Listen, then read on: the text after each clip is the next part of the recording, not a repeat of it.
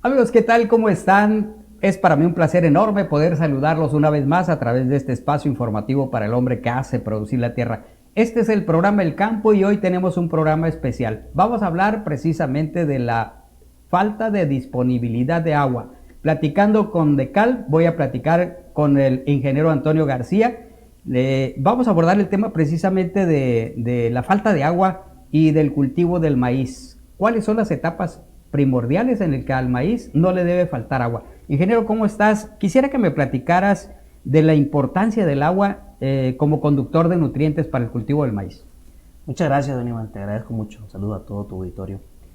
Hay dos cuestiones fundamentales en el caso de la importancia del agua, y una de ellas es, como bien comentas, cómo el agua se utiliza en la planta para transportar todos los nutrientes a todas las células, a todos sus tejidos, ¿no? Entonces, la translocación de nutrientes es fundamental para que la planta pueda realizar todas sus funciones. Y creo yo que es ahí donde radica una de las más importantes, una de las más grandes importancias para nosotros los productores. Porque nosotros colocamos el fertilizante, pero es solo a través del agua como la planta se puede alimentar. Y eso a través de las raíces, no hay otra forma. Es la boca a través de donde pueda comer, ¿no? Entonces, la planta tiene un sistema muy desarrollado por la cual puede ella conducir esa agua desde las raíces a todas sus células. Esa es la característica más importante y fundamental para la planta en el caso del agua. Bien, durante este tema vamos a tener a ingenieros especialistas que le van a poder contestar a usted si está conectado a través del internet para que pueda hacer sus preguntas, y le vamos a ir dando respuestas en este espacio. El agua como elemento fundamental, me decías, para la transportación de nutrientes. Sí, así es. El otro aspecto, don Iván, muy importante del agua es que es un regulador de temperatura. Así como los vehículos tienen un sistema que les permite a través de agua enfriar sus motores, así como nosotros tenemos un sistema que nos permite regular nuestra temperatura, las plantas a través del agua pueden soportar sus temperaturas por encima, por ejemplo, de los 30 grados y por debajo de los 10 grados. ¿Qué pasa cuando una planta de maíz tiene una temperatura superior a 30 grados? Es a través de la extracción y transpiración de esa agua la que le permite no morir a esas células. Y cuando hace mucho frío, por ejemplo, que está por debajo de 10 grados, una buena humedad en el suelo le permite soportar también esas temperaturas. Y yo creo que es común, por ejemplo, en cultivos como el frijol, donde está regado, a veces puede tolerar una baja de temperatura más fuerte, ¿no? Es precisamente el agua, el transporte de esa agua en su sistema que le permite regular su temperatura. Creo que esos dos aspectos son los más importantes para nosotros los agricultores con respecto al agua. ¿Por qué estamos abordando este tema? Es por la falta de disponibilidad de agua que tenemos en este momento. Estamos viviendo una sequía que seguramente nos va a llevar a reducir los riegos de auxilio. En este caso, ingeniero, ¿cuál sería el escenario ideal para una planta de maíz? El escenario ideal para el desarrollo del cultivo del maíz y también de otros cultivos es el famoso capacidad de campo. ¿Pero qué implica capacidad de campo? Es el momento, y los productores lo sabemos muy bien, donde el agua ocupa más o menos el 25% del espacio y el agua el otro 25% de espacio, y el resto son sustancias minerales. Es decir, cuando vamos a sembrar, por ejemplo, esa es capacidad de campo. Metemos la pala, la humedad está esponjoso, hay aire, no está lodoso. Ese es el escenario ideal donde la planta puede extraer todos los nutrientes del suelo y puede expresar su máximo potencial. Ese sería idealmente como nos gustaría que siempre estuviera nuestro maíz.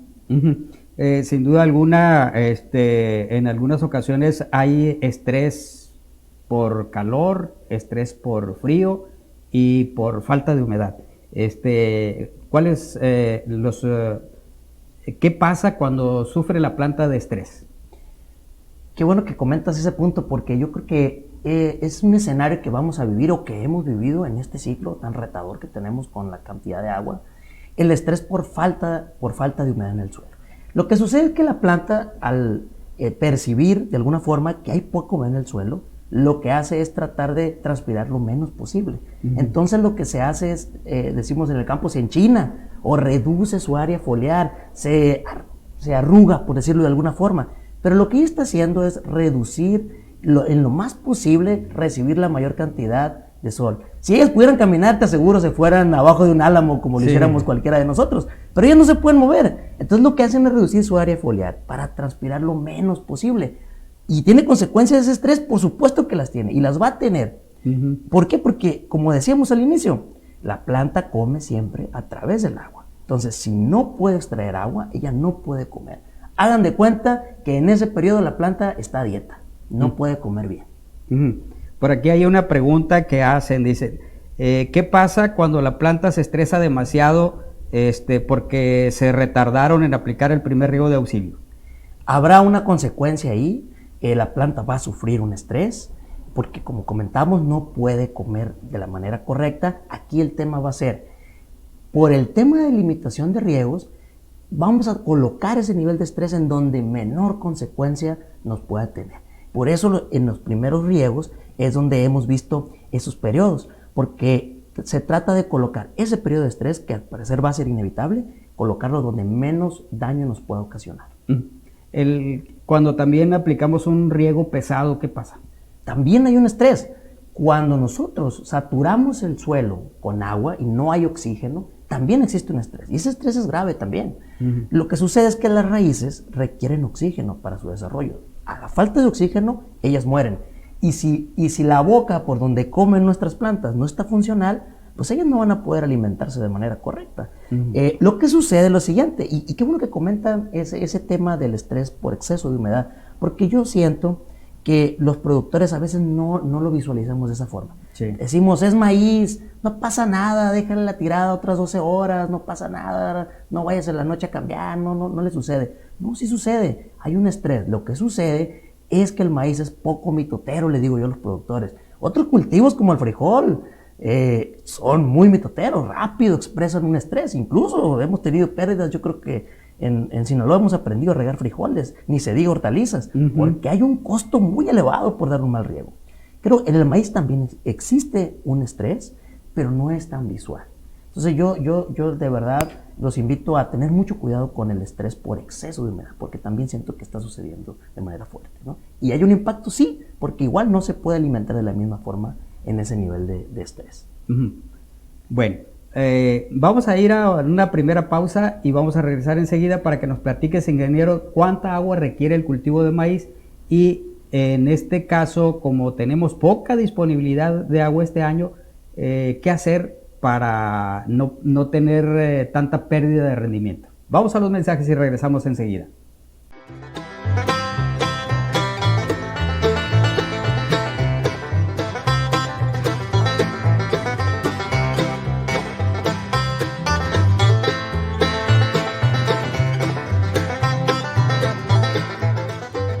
Regresamos de este corte comercial y vamos a continuar platicando con el ingeniero Antonio García.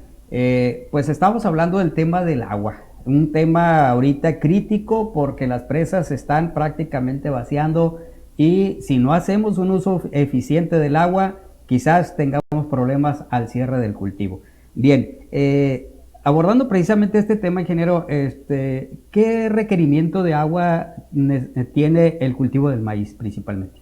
Gracias. Sí, el maíz requiere aproximadamente 45 centímetros de lámina. Ese es el agua que él requiere para completar todo su ciclo. El detalle está en el tipo de riego que nosotros tenemos. Nosotros tenemos uno de los riegos menos eficientes. En un escenario ideal, en el mejor escenario, podemos tener una eficiencia del 60%. Es decir, si tú colocas 10 litros de agua, en el mejor escenario, 4 se van a perder. Solamente 6 van a ser útiles, ¿no? Comparados con otros tipos de riego que puede llegar al 80, incluso el 90% en los riegos por goteo. Pero la necesidad puntual es de 45 centímetros de lámina. Sin embargo, pues como te comentaba, hay una enorme pérdida, ¿no? en cuanto a la eficiencia. Y ya que tocamos ese tema, creo que también es muy importante comentarte pues que todo eso está en función de las condiciones climáticas también. Sí, claro, claro. ¿Tienen ustedes ya medido algún parámetro comparativo de cómo se ha comportado el clima este año y cómo se comportó el año pasado? Sí, sin duda es información muy importante. las temperaturas, o al final las plantas son organismos que responden, ¿no? Totalmente a la temperatura, a la humedad. Por ejemplo, te comento con respecto a las temperaturas máximas, este año y el pasado han estado muy similares. En las máximas no vemos una tendencia puntual hacia arriba o hacia abajo, pero en las temperaturas mínimas sí vemos temperaturas más frías, periodos más prolongados y en mayor cantidad por debajo de los 10 grados centígrados. Y a los 10 grados centígrados hacia abajo, la planta de maíz empieza a sufrir un estrés. Si bien no la podemos ver o palpar, como cuando baja a 4 o 3 donde hay un daño visible, sí hay un estrés y un periodo de sacrificio de la planta, ¿no? Sí, eso es bien importante, ¿no? El periodo, el tiempo que dura la planta expuesta a la baja temperatura.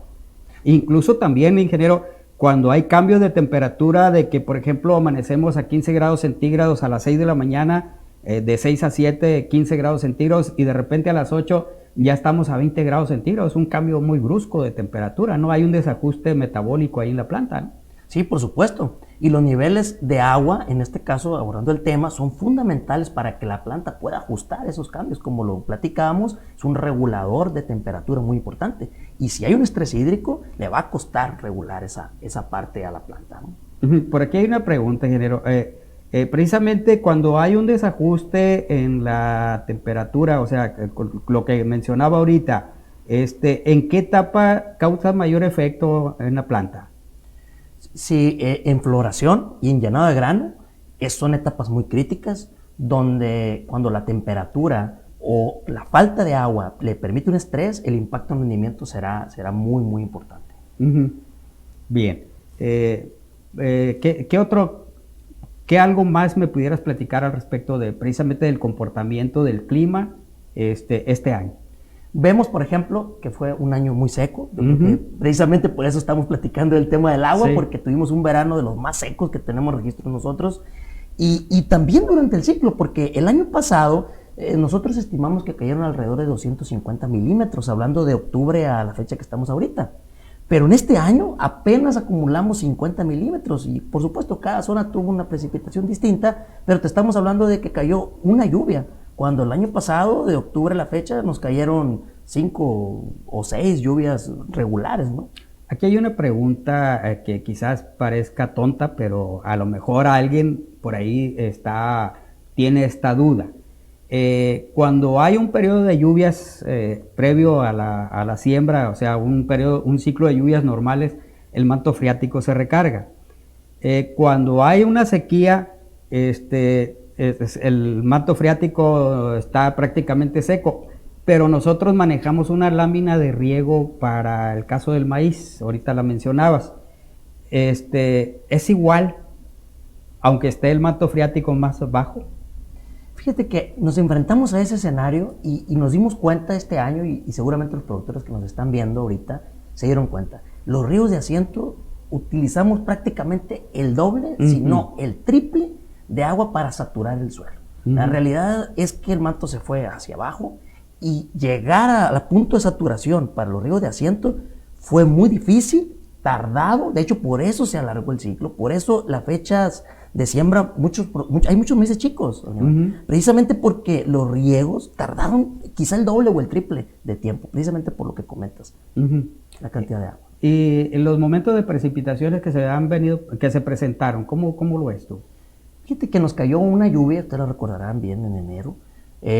Yo creo que fue de gran ayuda. Los productores que sembraron por ahí temprano, en octubre, finales de octubre, que empezaron a sembrar, nos cayó de maravilla esa agua. Fueron casi por ahí 38, 40 milímetros por zona, se equivale a un tercio de riego. Fue una maravilla, ¿estás de acuerdo? Porque te cae un tercio de riego y qué bien, ¿no? Sí.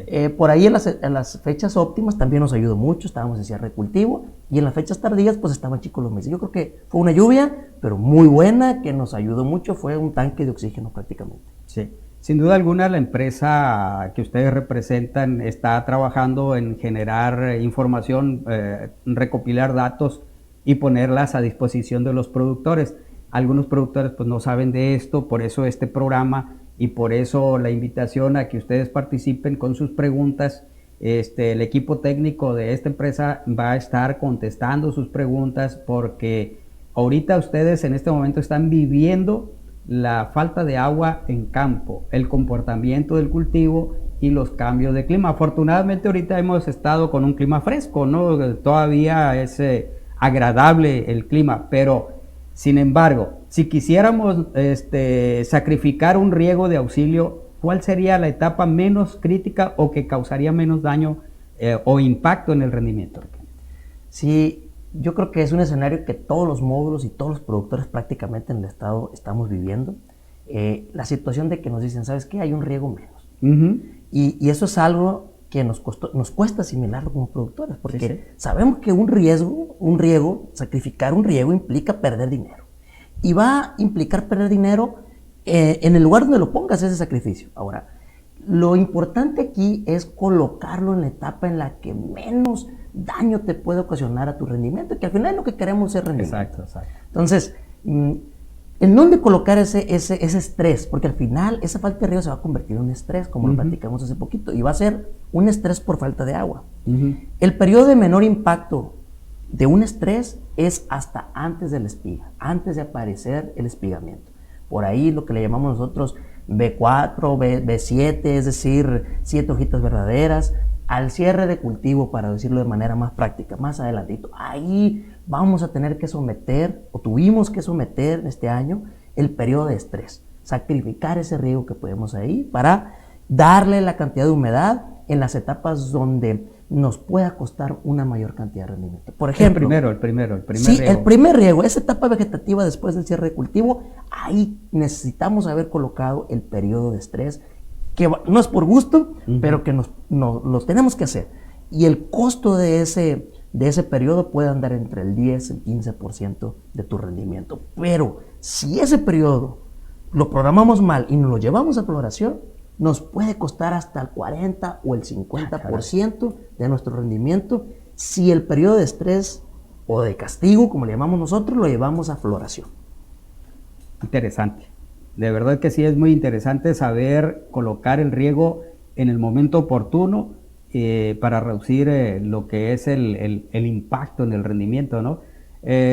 ¿Cuál sería un escenario normal, ingeniero, en este caso para el maíz? Para la colocación de los riegos, bueno, normalmente lo que hacemos nosotros, colocamos el primer auxilio después de la fertilización que hacemos, abrimos surco, ya la plantita tiene un buen tamaño, colocamos el primer riego, el siguiente lo colocamos antes de la floración, en un escenario con 4 riegos de auxilio, y los últimos 2 los dejamos para las etapas de floración. Al aparecer el gilotito, colocamos, o la espiga y luego gilote, colocamos el tercero, y el cuarto se lo damos, como decimos, en los elotes. Cuando ya empieza a estar el grano lechoso, ahí colocamos el último riego y aseguramos ese periodo crítico con la cantidad de agua suficiente para no sacrificar o sacrificar el menos rendimiento posible. Si nos dieran 3 riegos de auxilio nomás, ¿qué iba a pasar? Híjole, ese es el escenario que tenemos ahorita. La sugerencia técnica de nuestra parte es colocar ese riego, el primer riego de auxilio, un poquito más adelante.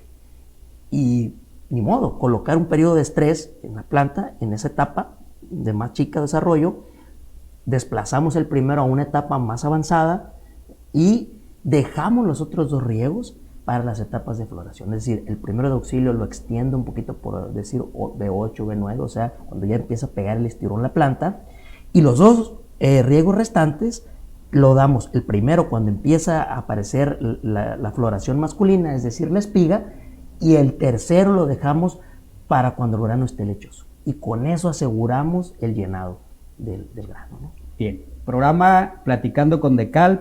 Vamos a ir a otro corte comercial y vamos a regresar enseguida para continuar con esta interesante charla.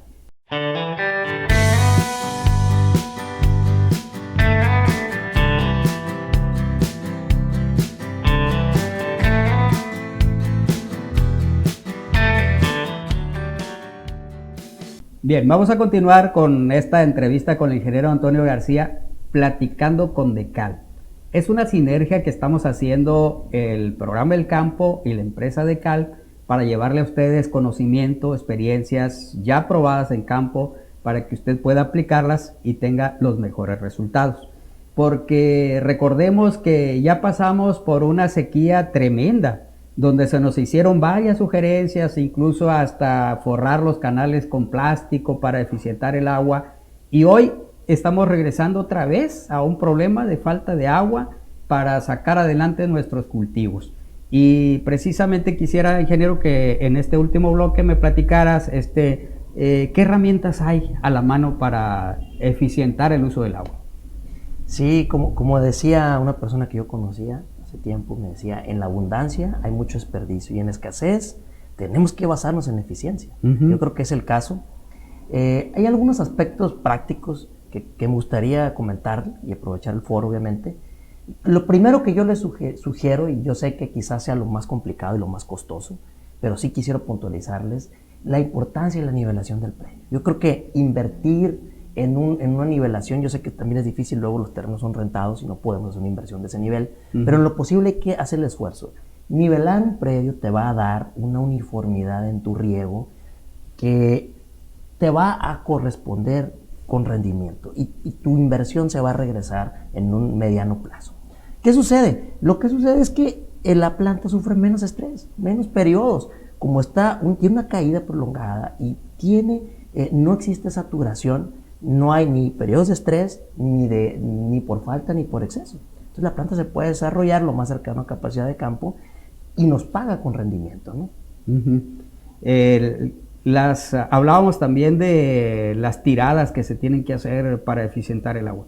Sí, sobre todo cuando no tenemos una nivelación de terreno, que son muchos de los escenarios, y se entiende, por supuesto, que a veces no se pueda, la necesidad de partir las tiradas.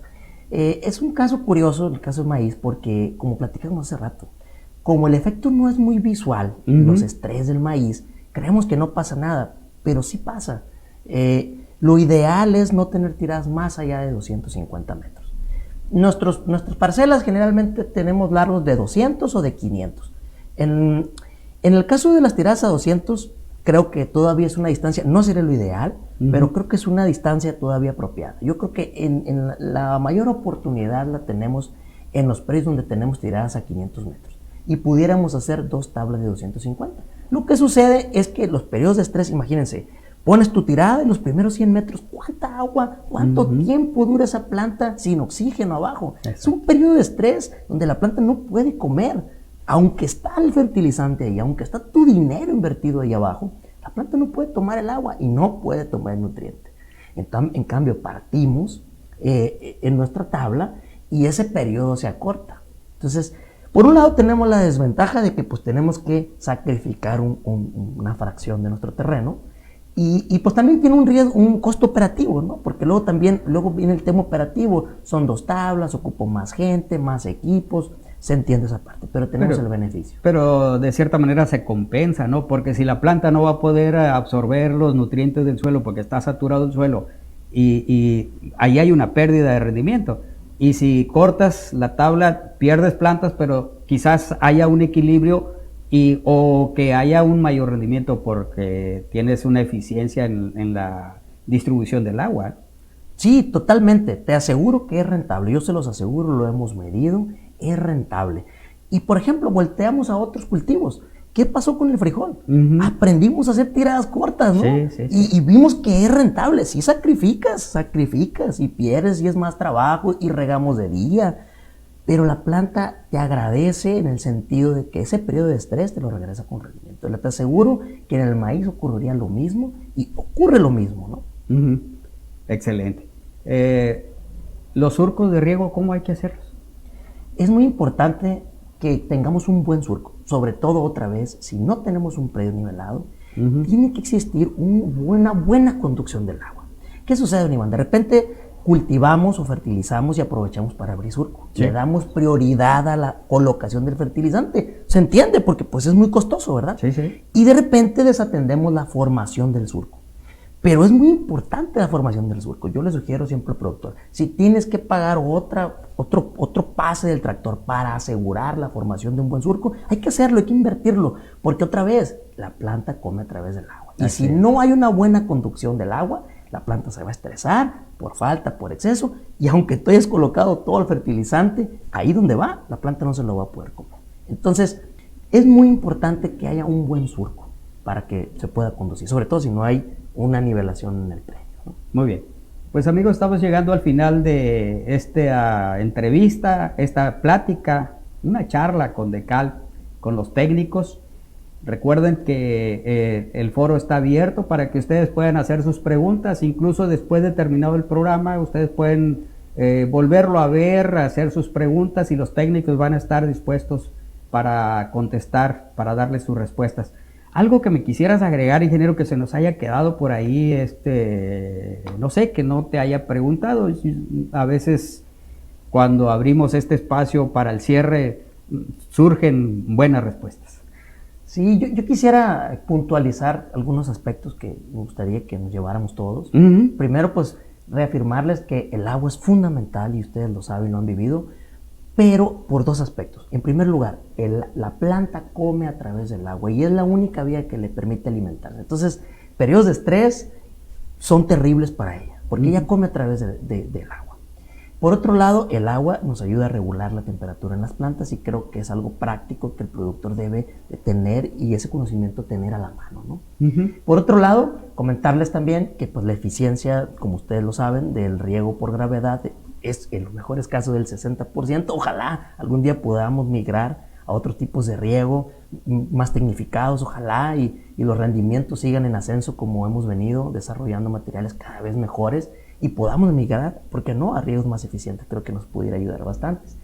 Recordarles también que las etapas críticas donde no podemos someter a un estrés hídrico nuestra planta de maíz es a partir de la espiga, a partir de la aparición de la flor masculina.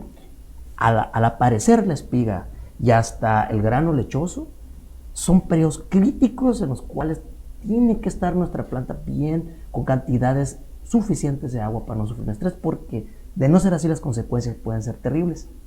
Muy bien, pues muchísimas gracias, gracias a ustedes que estuvieron pendientes de esta plática con Decal.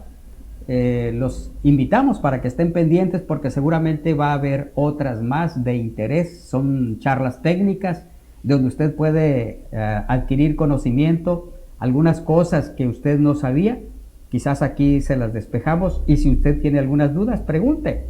Vale más preguntar que quedarse con las dudas y hacer las cosas mal. Soy don Iván Reyes, él es el ingeniero Antonio García y lo invito para que siga pendiente de nuestros programas.